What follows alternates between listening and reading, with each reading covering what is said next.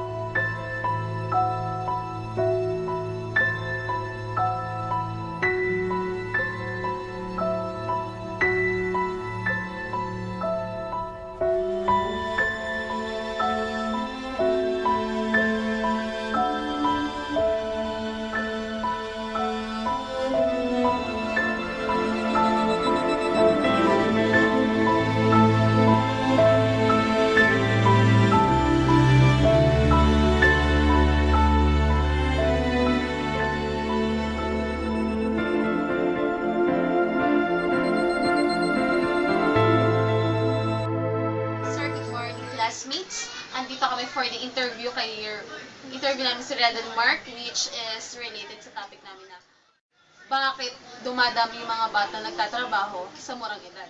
So, Red and Mark, ako si Ate Christina. And Ate Shelo na lang.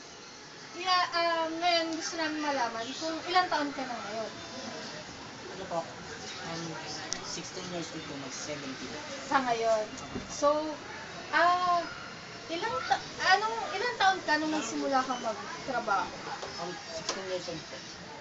16 ka rin lang din. Ano yun? Dahil tumigil ka ba sa pag-aaral? Ako. Bakit ka tumigil sa pag-aaral? Hindi po masyadong kaya ng magulang ko na pag-aralin ako.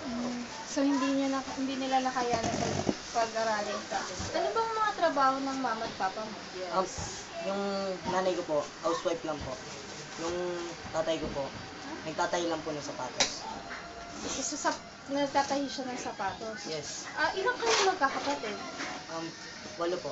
Pang ilan ka doon? Pangalawa po sa bunso. Pangalawa ka sa bunso. Yung mga kapatid mo ba meron ng mga pamilya? Meron na po. Ilan na lang kayo na nasa poder ng mga magulang mo? Ano po? 4. Pero yung dalawa po, may asawa na pero sa amin pa rin po nakatira. So, nag-aaral pa ba yung mga kapatid mo? Yung ano na lang po, yung bunso. Yung bunso. Ano na siya? Nasaang level na siya? Second year po. Second year high school. Yung kita ng papa mo, di ba sabi mo, nagtatahi siya ng sapatos, nakakasapat ba siya dun sa sa pamumuhay nyo, sa everyday life na gastusin nyo? Sakto lang po sa amin pong Magkakapatid. Opo. Ay, okay lang na kahit may nag-aaral, then gumagastos din sa bahay, okay, kasya Oo, naman. kumakasya naman po. Bakit mo naisipang magtrabaho? Para makatulong na rin po sa magulang. Yung kinikita mo ba, ibinibigay mo siya sa mga magulang mo? Opo, binibigay ko po para makatulong po sa kakainin namin. May natitira naman sa'yo. Meron naman po. Anong ginagawa mo doon sa perang natitira sa'yo? Tinatabi para pagdating sa pasukan, meron akong pera. Ibig sabihin nagsisave ka na habang maaga pa. Opo. Pero may plano ka nang mag-aral ulit. Opo, sa darating po na pasukan. Na-try mo bang mag-enroll or mag-exam para sa... Natry na po kaso, hindi po ako pumasa. Pero hindi naman yung naging dahilan para itigil mo yung pangarap mo Opo. ng mga pag-aaral. Ano naman ang kursong gusto mo kunin? Ano po yung criminology? Bakit gusto maging criminology? Ano yun yung mga masasamang So, ibig sabihin wala kang bisyo kasi ayaw mo ng masasamang tao. Ibig sabihin wala kang bisyo sa katawan. Wala po. Kahit na nagtatrabaho ka, may sarili kang pera, pwede kang bumili ng sigarilyo or alak, hindi ka naninigarilyo or Hindi po. Pero yun po, minsan lang po. minsan. ano lang, ano lang, chill. Relax para ano.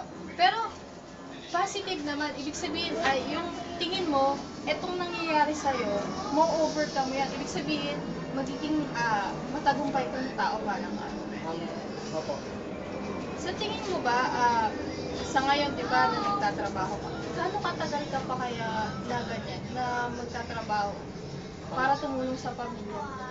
Hanggang ano po, kaya ko po. Kung makakapag-aral ka ngayong pasukan, ibig sabihin mag-working student ka. Opo. Yung okay lang sa'yo na magtrabaho pa rin? Opo, para kung sakaling kapusin po ako sa yung naipon ko pong pera, para meron pa rin po akong magamit na pera para sa pag-aaral ko. Okay, tama. So, syempre, pag college na, may projects, hindi ka nangingit kay mama Para mo. hindi na po ako mingi. Tama. Marami ka rin kilala na nagtatrabaho din kagaya mo bata pa. Marami na rin po. Ano yung sinasabi nilang dahilan kung bakit nagtatrabaho din sila? Yung iba naman po, sinasabi nila na, wala naman daw silang ginagawa sa kanila. Kesa naman daw tambay sila. Pero nag-aaral din sila. Yung iba po, hindi na po. Yung iba hindi rin. Ano lang, high school lang. Yung iba, elementary. Pareho mo rin sila kaya sila tumigil mag-aral or kaya nagtatrabaho kasi mahirap yung buhay nila.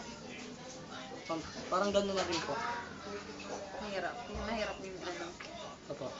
kulang siguro sa sa kita yung magulang nila kaya napipilitan sila. Hindi sila pipilitan. Kusa silang nagtatrabaho para makatulong sila. Ganon. Parang gano'n na po. Sa huli na lang, ano yung mapapayo mo doon sa mga kabataan ngayon na nakikita mo na wala puro bisyo lang kung ano-ano yung pinagagagawa, tapos andyan ka na tumutulong, nagpapahirap para hindi ka, maging buhay na sa society o doon sa lipunan natin ngayon. Ano yung may papayo mo sa mga kabataan na nasa murang edad na kagaya mo? Mapapayo ko lang kung sakaling magtrabaho sila sa murang edad. Magtrabaho sila para sa magulang nila, hindi sa para lang sa mga bisyo nila. Yung interview namin is tapos na, end na namin, then nasagot naman niya yung mga tanong na kailangan namin din for our case study na bakit ba dumadami nga, and isa siya sa batang nagtatrabaho na sa murang edad. And that's all. Thank you. Yun, salamat sa pakikinig. At saka sana may matutunan, lalo na yung mga kabataan ngayon na, alam nyo yun, sinasayang nyo yung time nyo. Kasi, binibigyan kayo ng magulang nyo ng pera, nag-aaral kayo, pero hindi nyo ginagamit sa tama. Kasi meron siyang, pangarap.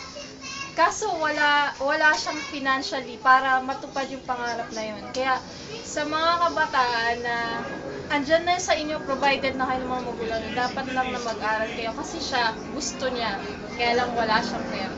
Na sana maging aral siya sa inyo at maging positibo yung pagtanaw niyo sa buhay na dapat may ginagawa tayo kung ano man yung estado natin. Yun lang at maraming salamat. Thanks, Red and Mark, for your interview. Salamat. Maraming salamat. Anak Thank you.